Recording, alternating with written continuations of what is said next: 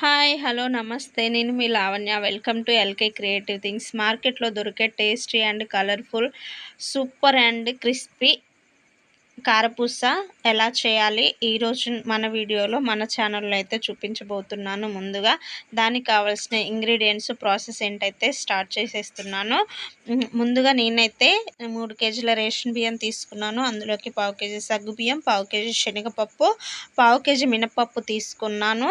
మినపప్పును మాత్రం dry roast చేసి చల్లారిన తర్వాత రైస్లో మిక్స్ చేసుకోవాలి. మినపప్పు, శనగపప్పు, సగ్గుబియ్యం మొత్తం కలిసేలా మిక్స్ చేసుకొని అందులోకి రా సాల్ట్, వాము యాడ్ చేసుకొని పిండి పట్టించుకోవాలన్నమాట. పట్టించుకున్న పిండిని అయితే ఇలా జల్లించుకోవాలి.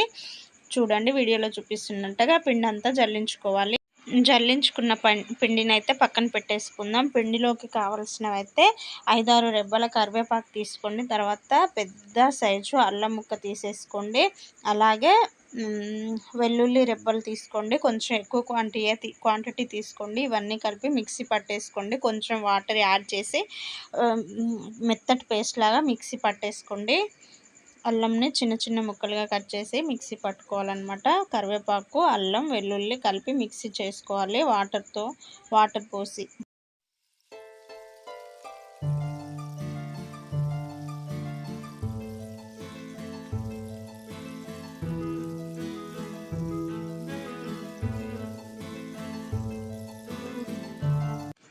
చూసారు కదా, వాటర్ యాడ్ చేసి మిక్సీ పట్టిన తర్వాత పేస్ట్ అయితే ఇలా వచ్చేస్తుంది.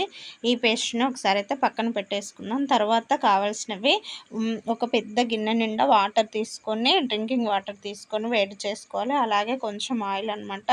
ఒక 200 గ్రాముల ఆయిల్ తీసుకొని ఆయిల్ కూడా వేడి చేసుకోవాలి. జల్లించిన పిండి ఉంది కదా, జల్లించిన పిండిని తీసుకొని అందులోకి కొంచెం సాల్ట్, అంటే మీరు ఆల్రెడీ పట్టించేటప్పుడు సాల్ట్ వేశారు కదా, ఒకసారి మీరు టేస్ట్ చేసుకోండి. సాల్ట్ సరిపోయింది అనుకుంటే ఓకే, లేదు అనుకుంటే కొంచెం సాల్ట్ని యాడ్ చేసుకోండి. తర్వాత పసుపు, మీ టేస్ట్కి తగినంత కారం కొంచెం తక్కువనే యాడ్ చేసుకొని ఇలా ఒకసారి పిండి మొత్తం కలిపేసుకోవాలి. ఇలా కారము, పసుపు, ఉప్పు అంతా పిండిలో మిక్స్ అయ్యేలాగా పిండిని బాగా కలుపుకోవాలి. ఇలా కలుపుకుంటున్నప్పుడు ఆయిల్, వాటర్ వేడైనవో లేదో ఒకసారి చెక్ చేసుకోండి. ఆయిల్ అయితే మంచిగా వేడైపోయింది. ఆయిల్ని పిండిలోకి ఇలా యాడ్ చేసుకోవాలి. చుట్టూ వేసుకోవాలండి పిండిలో మొత్తం.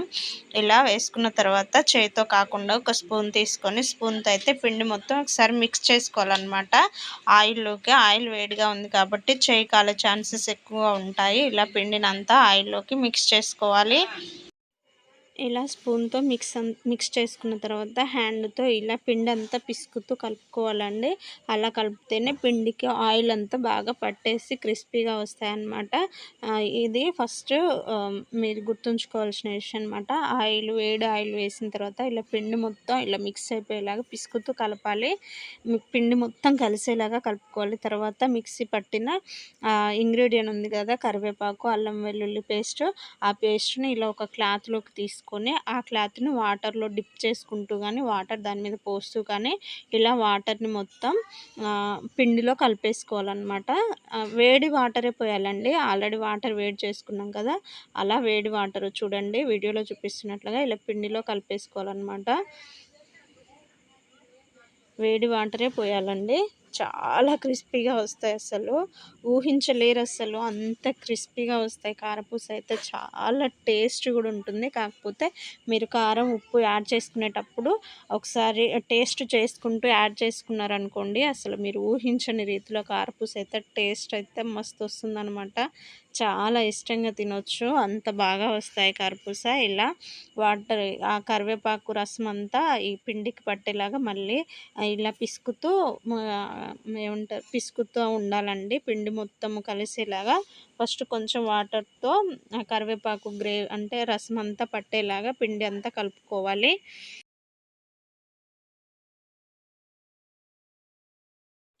ఇలా కరివేపాకు వాటర్తో పిండి అంతా మంచిగా కలిపేసుకున్న తర్వాత పిండినంతా ఇలా ఒక వైపుకి అనేసుకోవాలండి. చూసారు కదా, వీడియోలో చూపిస్తున్నట్టుగా ఒక పక్కకైతే పెట్టేసుకోవాలి. పిండి అంతా ఇలా మిక్స్ చేసుకున్న తర్వాత కొంచెం కొంచెం పిండి తీసుకుంటూ హాట్ వాటర్ ఉన్నాయి కదా, వేడి చేసుకున్న వాటర్తో ఇలా కొంచెం కొంచెం వాటర్ యాడ్ చేసుకుంటూ పిండిని అయితే కలిపేసుకోవాలి. చాలా గట్టిగా పిండిని కలుపుకోవాలి. చపాతీ ముద్దలుగా చపాతీ కోసం కలుపుకుంటాం కదా, దానికన్నా ఇంకా గట్టిగా కలుపుకోవాలన్నమాట. తర్వాత దీంట్లో కొంచెం వాటర్ అయితే వచ్చి మళ్ళీ పిండి కొంచెం మెత్తగా అయ్యే ఛాన్స్ ఉంటుంది. సో పిండి అయితే గట్టిగా కలుపుకోవడానికి మ్యాక్సిమం ప్రయత్నించండి. గట్టిగా కలుపుకోవడం వల్ల యూజ్ ఏంటి అని అంటే ఎక్కువ ఆయిల్ పీల్చుకోదు కారపూస. నెక్స్ట్ కారపూస చాలా క్రిస్పీగా వస్తుందన్నమాట. చాలా టేస్ట్ ఉంటుంది. మీరు లూజ్గా వాటర్ ఎక్కువ కలిపారనుకోండి ఆయిల్ ఎక్కువ తీసుకుంటుంది. ప్లస్ కారపూస కూడా అంత టేస్ట్ అనిపించదు. చూసారు కదా వీడియోలో, చపాతీ ముద్దలాగా కొంచెం కొంచెం కలుపుకుంటూ యాడ్ చేసుకోవాలన్నమాట.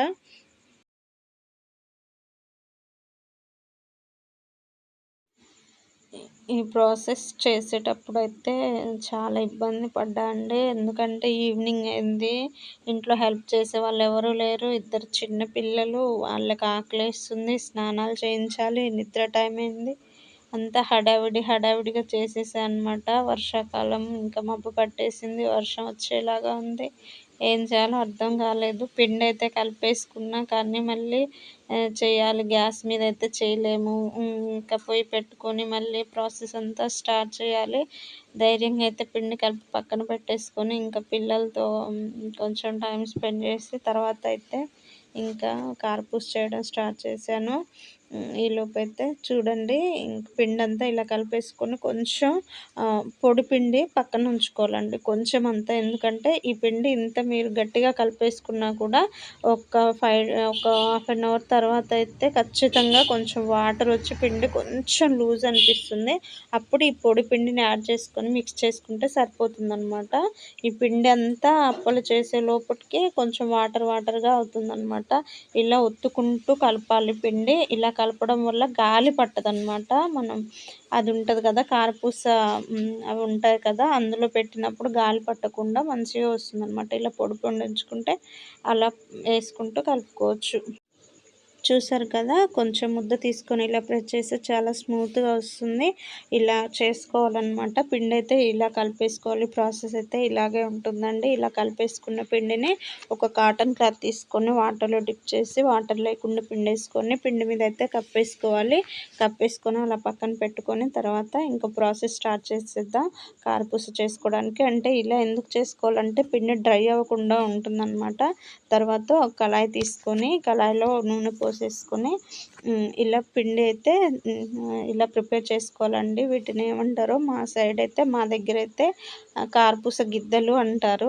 గిద్దలు తీసుకొని ఇలా కొంచెం కొంచెం పిండిని ఇలా చపాతీ రోల్ లాగా, చపాతీ చేయడానికి తీసుకుంటాం పిండిని ఇలా రోల్ చేసుకోవాలి. పొడవాటి రోల్ చేసుకొని అందులో కారపూస గిద్దల్లో పెట్టేసుకొని మూత పెట్టేసుకొని ఇలా రౌండ్గా తిప్పేసుకుంటే మంచిగా చక్రాలాగా వస్తాయి అన్నమాట. కారపూస చాలా క్రిస్పీగా చాలా టేస్టీగా ఉంటుంది.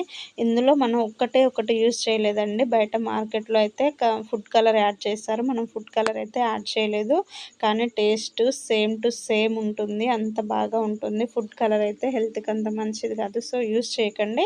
ఇప్పుడు మనం చేసుకున్నవి కూడా చాలా కలర్ఫుల్గా ఉంటాయి, ఎందుకంటే పసుపు యాడ్ చేసాము, ప్లస్ కారం కూడా యాడ్ చేసాము. కాకపోతే మంచిగా కాలనివ్వాలండి కారపూసనైతే.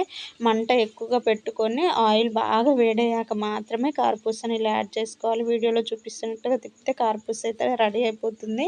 ఇంకా నేను ఫస్ట్ అయితే కొంచెం సన్న కారపూస చేసుకున్నాను, తర్వాత కొంచెం లడ్డుది కూడా చేశానండి. ఇప్పుడు కాలుతుంది అయితే లడ్డుదనమాట. లడ్డు చేయడానికి అయితే కొంచెం నువ్వులు ప్లస్ వాము యాడ్ చేసుకున్నాను. అవి ఎలా యాడ్ చేయాలంటే ఏం లేదండి, ఆల్రెడీ కలిపేసుకున్న ముద్దలోనే వామును నువ్వులు వేసుకొని బాగా మిక్స్ చేసుకొని మళ్ళీ పిండి యథావిధిగా గిద్దెలో పెట్టేసుకొని ఒత్తేసుకోవడమే. దానికి స్పెషల్గా మళ్ళీ పొడిపిండి యాడ్ చేయడం అయితే ఏం లేదు. వాము నువ్వులు వేసుకుంటే చాలా బాగుంటుంది టేస్ట్, ప్లస్ డైజెషన్ సిస్టమ్ కూడా బాగుంటుంది. చూసారు కదా ఫ్రెండ్స్, మార్కెట్లో దొరికే కారపూస ఎలా చేయాలో ప్రాసెస్ అయితే చాలా క్లియర్గా చెప్పానని నేనైతే అనుకుంటున్నాను. ఓకే ఫ్రెండ్స్, నా ఛానల్ కానీ ఫస్ట్ టైం చూస్తున్నట్లయితే ప్లీజ్ నా ఛానల్ని సబ్స్క్రైబ్ చేయండి. తప్పకుండా ఒక లైక్ చేయండి, కామెంట్ చేయండి. Thank you everyone, bye, have a nice day.